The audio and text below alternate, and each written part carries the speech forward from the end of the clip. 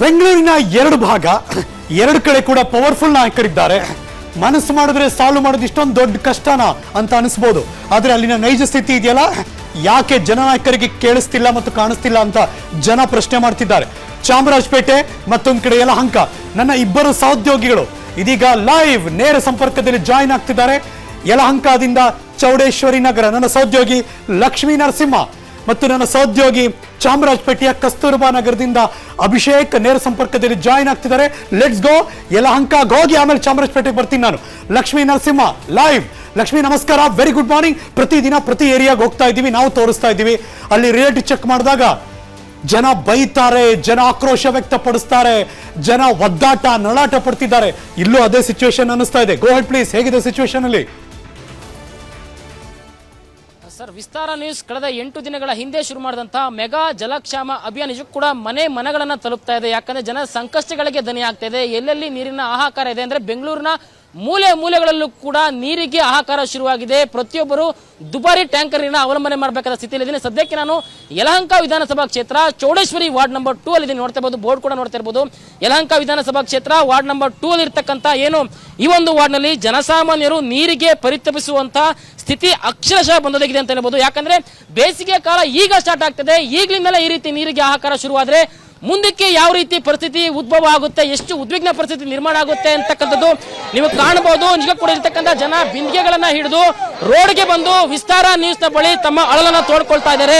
ಯಾರು ಕೂಡ ಜಲಮಂಡಳಿ ಆಗಿರ್ಬೋದು, BBMP ಅಧಿಕಾರಿಗಳು, ಜನಪ್ರತಿನಿಧಿಗಳು ನಮ್ಮ ಸಮಸ್ಯೆಗಳಿಗೆ ಸ್ಪಂದಿಸ್ತಾ ಇಲ್ಲ. ನಾವು ಪ್ರತಿ ಬಾರಿ ದುಬಾರಿ ಟ್ಯಾಂಕರ್ ನೀರನ್ನ ಅವಲಂಬನೆ ಮಾಡಬೇಕು. ಬಡವರಿದ್ದಾರೆ, ಮಧ್ಯಮ ವರ್ಗದ ಜನ ಇದ್ದಾರೆ. ನೀರಿಗೆ ನಾವು ಈ ರೀತಿ ಬಂದು ರಸ್ತೆಗಿಳಿದು ಮೂಲಭೂತ ಸೌಕರ್ಯಕ್ಕಾಗಿ ಹೋರಾಟ ಮಾಡಬೇಕಾದ ಸ್ಥಿತಿಯಲ್ಲಿ ನಾವು ಇದ್ದೀರಿ. ಏನು ಬೆಂಗಳೂರು ಜಾಗತಿಕ ಸಿಟಿಯಾಗಿ ಗುರುತಿಸಿಕೊಂಡಿದೆ, ಗುರುತಿಸಿಕೊಂಡ್ರು ಕೂಡ ನೀರಿಗಾಗಿ ರಸ್ತೆಗೆ ಇಳಿದು ಪ್ರತಿಭಟನೆ ಮಾಡಬೇಕಂತ ಒಂದು ದುಸ್ಥಿತಿ ಎದುರಾಗಿದೆ ಅಂತ ಕೂಡ ದುರಂತ ಅಂತ ಹೇಳ್ಬೋದು. ಇಲ್ಲಿರ್ತಕ್ಕಂಥ ಒಂದಷ್ಟು ಮಂದಿ ಸ್ಥಳೀಯರನ್ನ ಕೂಡ ಮಾತಾಡ್ತಾ ಹೋಗ್ತೀನಿ. ಸರ್, ಈಗಾಗಲೇ ಕೂಡ ಚೌಡೇಶ್ವರಿ ವಾರ್ಡ್ನಲ್ಲಿ ನೀರಿನ ಜಲಕ್ಷಾಮ ಬಂದ್ಬಿಟ್ಟಿದೆ. ಸೊ ಇದನ್ನ ಯಾವ ರೀತಿ ಅನುಭವಿಸ್ತಾ ಇದ್ದೀರಾ ನೀವು ಅಂತ? ಸರ್, ಈಗ ಆಲ್ರೆಡಿ ಬೇಸಿಗೆ ಕಾಲ ಸ್ಟಾರ್ಟ್ ಆಗಿದೆ. ಮೊದಲೇ ನೀರು ಬರ್ತಾ ಇರಲಿಲ್ಲ. ಒಂದು ವಾರಕ್ಕೆ 10 ದಿವಸಕ್ಕೆ ಒಂದು ಸಲ ನೀರು ಬಿಡ್ತಾವ್ರೆ BBMP ಅವರು. ಈಗ ಬೇಸಿಗೆ ಕಾಲ ಬಂದಿರೋದ್ರಿಂದ ಕೆಲವು ಬೋರ್ ಕೆಟ್ಟೋಗಿದೆ. ನಮ್ಮ ಶಾಸಕರ ಅಧಿಕಾರಿಗಳ ಜೊತೆ ಮಾತನಾಡ್ತಾವ್ರೆ. ಆದ್ರೂ ಸರ್ಕಾರ ಚೇಂಜ್ ಆಗಿರೋದ್ರಿಂದ, ಕಾಂಗ್ರೆಸ್ ಸರ್ಕಾರ ಬಂದಿರೋದ್ರಿಂದ ಯಾವುದೂ ಬೋರ್ ರಿಪೇರ್ ಮಾಡಿಸ್ತಿಲ್ಲ. ಹೊಸದಾಗಿ ಬೋರ್ಗೆ ಫಂಡ್ ರಿಲೀಸ್ ಮಾಡ್ತಾ ಇಲ್ಲ. ಇದನ್ನು ದಯವಿಟ್ಟು ಮಾಡಿ ಸರ್. ಇಲ್ಲಿ ನೀರು ತುಂಬ ಇದೆ. ಏನಂದರೆ ಅಷ್ಟೋ ನೀರು ಬರ್ತಾ ಇರೋದಂದರೆ ಯಲಹಂಕ ಕೆರೆ ಸ್ವಲ್ಪ ಮಾಡಿರೋದ್ರಿಂದ, ಇಂಪ್ರೂವ್ಮೆಂಟ್ ಮಾಡಿರೋದ್ರಿಂದ ಅಂತರ್ಜಲ ಸ್ವಲ್ಪ ನೀರಿದೆ. ಇನ್ನು ಇವಾಗೆ ಬಿಸಿಲು ಜಾಸ್ತಿ ಆಗ್ತಾ ಇದೆ.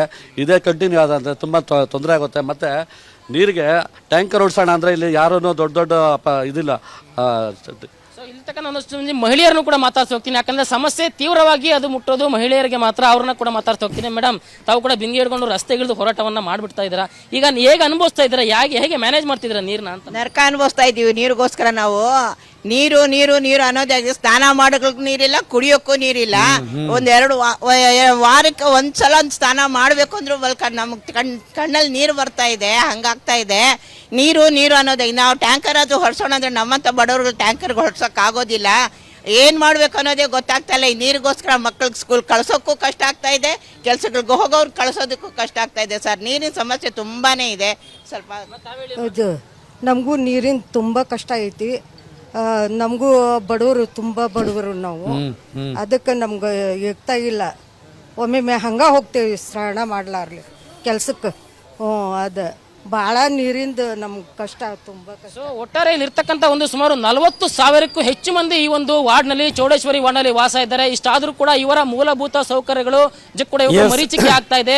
ಅದರಲ್ಲೂ ಕೂಡ BBMP ಜವಾಬ್ದಾರಿನ ಹೊತ್ತಿದೆ, ಜಲಮಂಡಳಿ ಜವಾಬ್ದಾರಿ ಹೊತ್ತಿದೆ. ಯಾರು ಕೂಡ ಸ್ಥಳಕ್ಕೆ ಬಂದು ಇವರ ಕಷ್ಟ ಏನು ಅಂತ ಕೇಳೋರೇ ಇಲ್ದಕ್ಕಂತ ಒಂದು ದುಸ್ಥಿತಿ. ಮಾತಾಡಿಸಿ ಆಮೇಲೆ ಥ್ಯಾಂಕ್ ಯು ಸೊ ಮಚ್ ಈ ಕ್ಷಣದಲ್ಲಿ ಜಾಯಿನ್ ಆಗಿದ್ದಕ್ಕೆ ಮತ್ತೆ ಎಲ್ಲರನ್ನೂ ಕೂಡ ಮಾತಾಡ್ಸಿದಕ್ಕೆ. ಅನುಕ್ಷಣದ ಸುದ್ದಿಗಳಿಗಾಗಿ ವಿಸ್ತಾರ ನ್ಯೂಸ್ ಯೂಟ್ಯೂಬ್ ಚಾನೆಲ್ ಸಬ್ಸ್ಕ್ರೈಬ್ ಮಾಡಿ. ಹೊಸ ಸುದ್ದಿಗಳ ನೋಟಿಫಿಕೇಶನ್ಗಾಗಿ ಬೆಲ್ ಐಕಾನ್ ಕ್ಲಿಕ್ ಮಾಡಿ. ಲೇಟೆಸ್ಟ್ ಅಪ್ಡೇಟ್ಸ್ಗಾಗಿ www.vistaranews.com ವೆಬ್ಸೈಟ್ಗೆ ವಿಸಿಟ್ ಮಾಡಿ. ಅಂಗೈಯಲ್ಲೇ ಜಗತ್ತಿನ ಸುದ್ದಿ ತಿಳಿಯಲು ವಿಸ್ತಾರ ನ್ಯೂಸ್ ಕನ್ನಡ ಆಪ್ ಡೌನ್ಲೋಡ್ ಮಾಡಿ.